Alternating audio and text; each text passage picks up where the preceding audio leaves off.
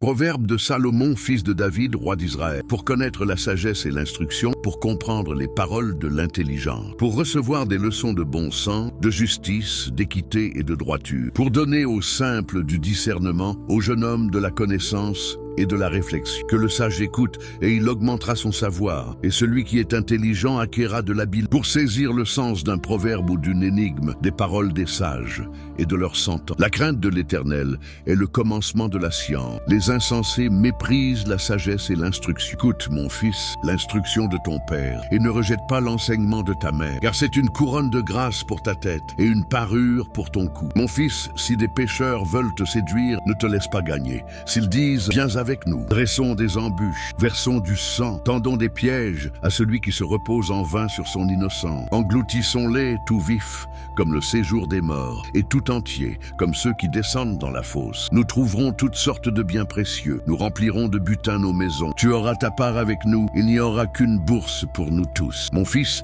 ne te mets pas en chemin avec eux, détourne ton pied de leur sentier, car leurs pieds courent au mal, et ils ont hâte de répandre le sang. Mais en vain jette-t-on le filet devant les yeux de tout ce qui a des ailes, et eux, c'est contre leur propre sang qu'ils dressent des embûches, c'est à leur âme qu'ils tendent des pièges. Ainsi arrive-t-il à tout homme avide de gain. La cupidité cause la perte de ceux qui s'y livrent. La sagesse crie dans les rues, elle élève sa voix dans les places, elle crie à l'entrée des lieux bruyants. Aux portes, dans la ville, elle fait entendre ses paroles. Jusqu'à quand, stupides, aimerez-vous la stupidité? Jusqu'à quand les moqueurs se plairont-ils à la moquerie et les insensés haïront-ils la science? Tournez-vous pour écouter mes réprimandes. Voici, je répandrai sur vous mon esprit, je vous ferai connaître mes paroles. Puisque j'appelle et que vous résistez, puisque j'étends ma main et que personne n'y prend garde, puisque vous rejetez tous mes conseils et que vous n'aimez pas mes réprimandes, moi aussi, je rirai quand vous serez dans le malheur, je me moquerai quand la terreur vous saisira. Quand la terreur vous saisira comme une tempête